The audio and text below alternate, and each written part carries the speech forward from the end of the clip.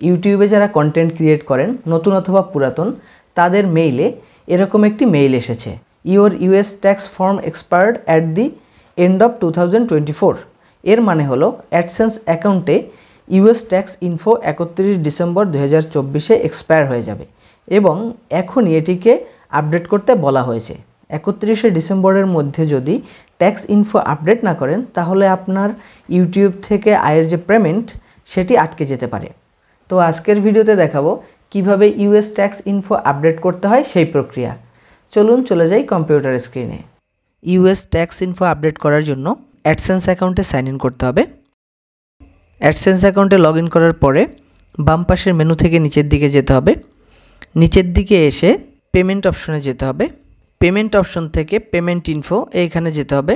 Payment ইনফোতে আসলে এখানে দেখতে পারবেন রেড মার্কিং করা একটি নোটিফিকেশন রয়েছে, এখান থেকে নিচের দিকে আসতে হবে।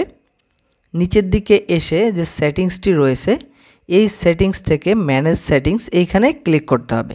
ম্যানেজ সেটিংসে ক্লিক করলে পেমেন্ট প্রোফাইলটি চলে আসবে। এখান থেকে নিচের দিকে আসতে হবে।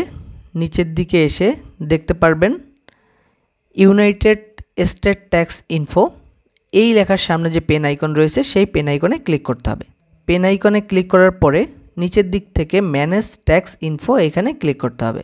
ম্যানেজ ইনফোতে ক্লিক করলে আপনি যে বিগত দিনের ট্যাক্স ইনফোগুলো আপডেট করেছিলেন সেই পেজ চলে আসবে।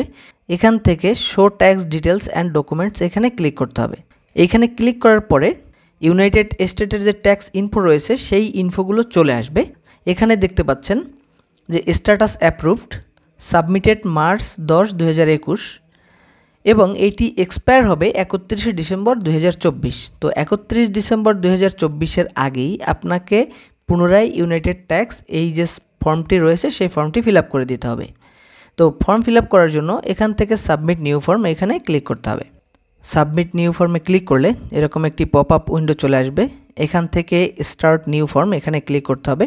এইখানে ক্লিক করলে আরেকটি পপ আপ উইন্ডো ওপেন হবে। এখান থেকে স্টার্ট ফর্ম এইখানে ক্লিক করতে হবে। স্টার্ট ফর্মে ক্লিক করলে নতুন একটি উইন্ডোতে আপনার অ্যাকাউন্ট ভেরিফিকেশনের জন্য আপনার জিমেল অ্যাকাউন্টের পাসওয়ার্ড জানতে চাইবে। তো এখানে জিমেল অ্যাকাউন্টের পাসওয়ার্ড দিয়ে দিতে হবে। পাসওয়ার্ড দেওয়ার পরে এখান থেকে নেক্সটে ক্লিক করতে হবে। নেক্সটে ক্লিক করলে ফর্মটি ওপেন হবে। প্রথমেই রয়েছে ইউনাইটেড স্টেট ট্যাক্স ইনফো। এখান থেকে what type of account is, যার নামে এই অ্যাকাউন্টটি রয়েছে তার নামটি এখানে দেখতে পাচ্ছেন। এখানে দুইটি অপশন আছে, ইন্ডিভিজুয়াল এবং নন ইন্ডিভিজুয়াল এন্টিটি। তো এখান থেকে ইন্ডিভিজুয়াল সিলেক্ট করতে হবে। এরপরে নেক্সটে ক্লিক করতে হবে। আরেকটি প্রশ্ন চলে আসবে, আর US citizen or resident of the United State. তো এটিতে এখান থেকে নোতে ক্লিক করতে হবে, নেক্সটে ক্লিক করতে হবে। নেক্সটে ক্লিক করলে আরেকটি অপশন চলে আসবে, select W8 tax form type. এখান থেকে W8BN এটিকে নির্বাচন করতে হবে। এটিকে নির্বাচন করার পরে স্টার্ট WBN ফর্ম এখানে ক্লিক করতে হবে। এখানে ক্লিক করলে ফর্মটি ওপেন হবে। প্রথমেই দেখতে পাচ্ছেন যার নামে অ্যাডসেন্স অ্যাকাউন্টটি রয়েছে তার নামটি রয়েছে উপরে। এরপরে রয়েছে DBA name of designation entity, এটির অপশনাল, এটির প্রয়োজন নাই। এরপরে রয়েছে country oblique region of citizenship. তো এইখানে ক্লিক করে আপনি যেই কান্ট্রি থেকে করতেছেন সেটিকে নির্বাচন করে দিতে হবে। এরপরে রয়েছে ট্যাক্স পেয়ার আইডেন্টিফিকেশন নাম্বার। এইখানে দুইটি অপশন রয়েছে, foreign tin, use IT tin or SSN। তো এই দুটি অপশনাল, যদি থাকে তাহলে দিবেন, না থাকলে দেওয়ার দরকার নাই। এরপর এখান থেকে নেক্সটে ক্লিক করতে হবে। নেক্সটে ক্লিক করলে অ্যাড্রেস আসবে, পার্মানেন্ট রেসিডেন্ট অ্যাড্রেস। পার্মানেন্ট অ্যাড্রেসের নিচে যেই ডিক্লারেশনটি দেখতে পাচ্ছেন এটি হলো আপনার সাথে যদি অ্যাডসেন্স কর্তৃপক্ষ যোগাযোগ করতে চায় তাহলে কোন ঠিকানায় যোগাযোগ করবে তার একটা ডিক্লারেশন। তো এর জন্য এটিকে টিকমার্ক করে দিতে হবে। এরপর কান্ট্রি রিজন অলরেডি চলে আসছে। এরপর রয়েছে স্ট্রিট অ্যাড্রেস। স্ট্রিট অ্যাড্রেসটি আপনি এখানে লিখে দিবেন। লিখে দেওয়ার পর নিচে আছে পোস্ট কোড, এই পোস্ট কোডটিও দিয়ে দিতে হবে। পার্মানেন্ট অ্যাড্রেস দেওয়ার পরে নিচে যে অপশনটি রয়েছে mailing address in same as permanent resident address, তো এইখানে এটিতেও টিকমার্ক করে দিতে হবে। টিকমার্ক করে দিলে এই অপশনটি ক্লোজ হয়ে যাবে। এরপর এখান থেকে নেক্সটে ক্লিক করতে হবে। নেক্সটে ক্লিক করলে ট্যাক্স ট্রিটি ওপেন হবে। ট্যাক্স ট্রিটির মধ্যে দুটি অপশন রয়েছে। তো এখান থেকে আপনি নো সিলেক্ট করবেন।